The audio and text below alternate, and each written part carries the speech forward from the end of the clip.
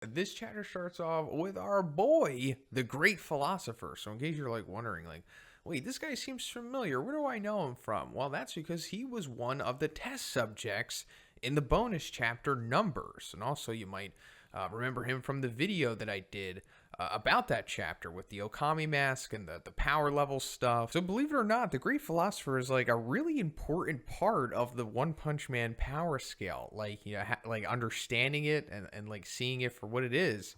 And I think one agrees with that because he's using him here for a specific purpose.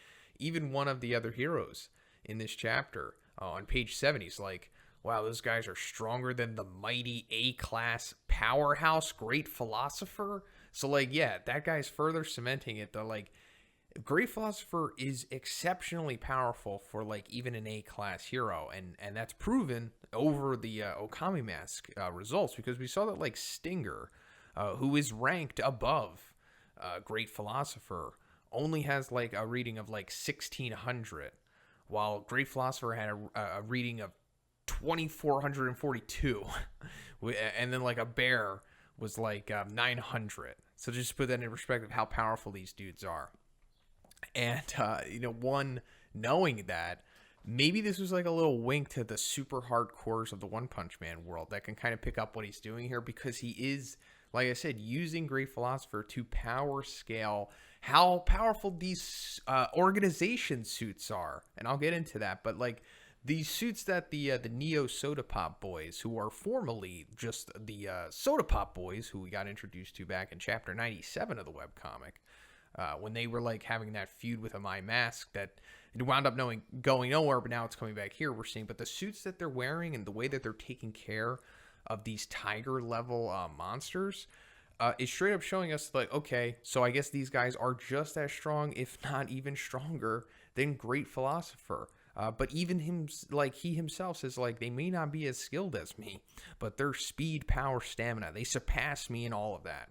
So, like I said, this is one telling us, like, okay, so these suits that pretty much everybody has in the Neo heroes so far, at least that's the way that it looks like. You know, with the exception of the Neo leaders that don't need to wear it, it's essentially going to amplify the power of a C class hero, because that's what the Soda Pop Boys said that they basically were in the Hero Association. So, you know, more or less, it's pretty accurate, I guess. So now that they have these suits on, they're going from C class level to like top A class level. That's the dramatic improvement of like overall power that these suits are giving you. And this also lines up with the disaster level like hero metrics that they use in like one established in the other bonus chapter called disaster level, where it was like tiger level, the response required like a minimum of 5 B class heroes or 1 A class hero. And we see here that like Great Philosopher, being just one single A class hero, easily took care of the sewer crocodile, or whatever the name is, who was established to be a tiger. And then these guys, you know, like the Neo Soda Pop Boys with the organizational power suits, or the new organizer, the Neo power suits, they are able to trump tigers as well. So that proves that they're easily, you know, A class level, but also surpassing Great Philosopher. So pretty powerful. Pretty much everyone that has one of these suits in the Neo heroes. I don't know if it's all of them, because they do have a lot of members.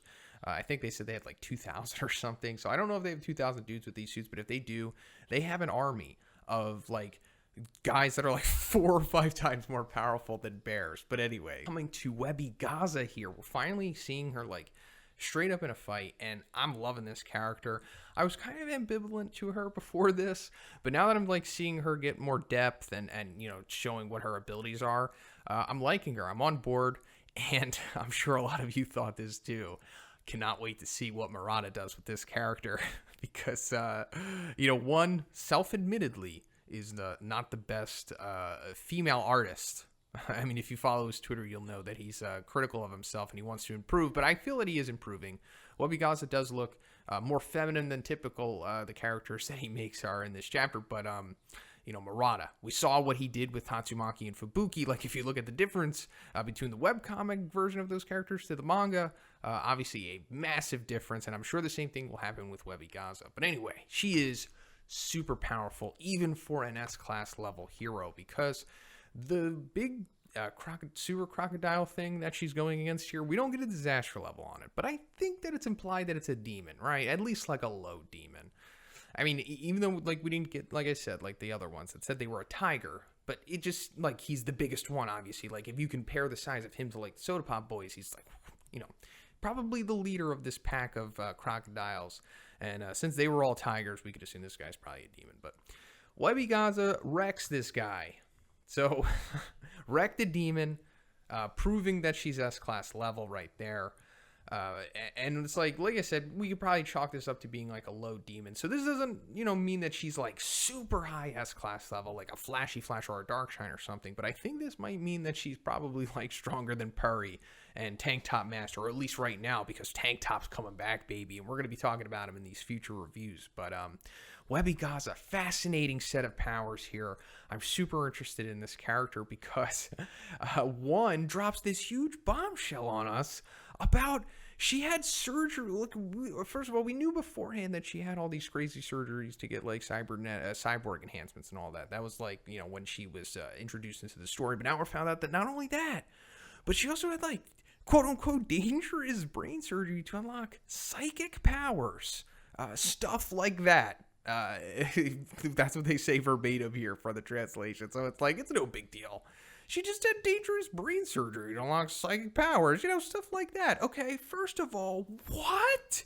This is a huge bombshell, in my opinion, because this has never been established before.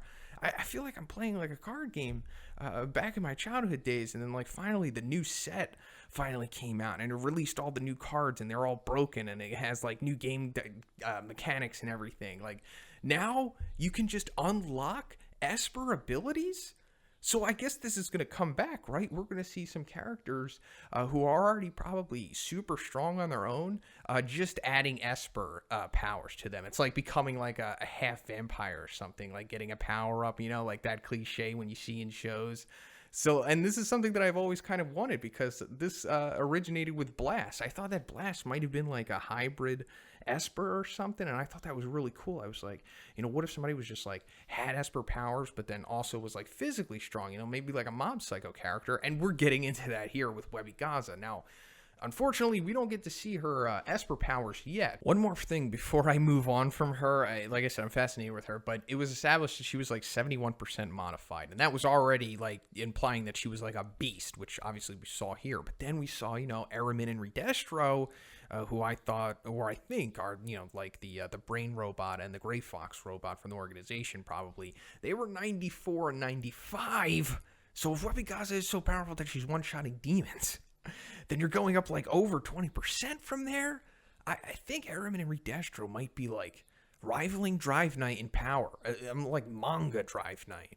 And speaking of Drive Knight, we're going to be talking about him in these the follow-up reviews that we have here because things is getting really spicy in the story. I'm loving it. But anyway, we're coming to Raiden here, and we're getting to see just a little taste of Raiden's power. We got to see him, establish himself against All Might Darkshine in like a pro wrestling test of strength. So, it kind of showed us that he was really powerful. And then like he's one-shotting monsters here of ambiguous strength. They could be wolves, tigers, it doesn't matter. This is expected of somebody of his strength level anyway. But I'm further seeing the parallels between him and Darkshine here because he's doing the same thing as Darkshine, just basically down to his underwear, because he's wearing like a black I don't know what it's called, like the sumo thing. And Darkshine just wears like the black posing trunks. So pretty cool.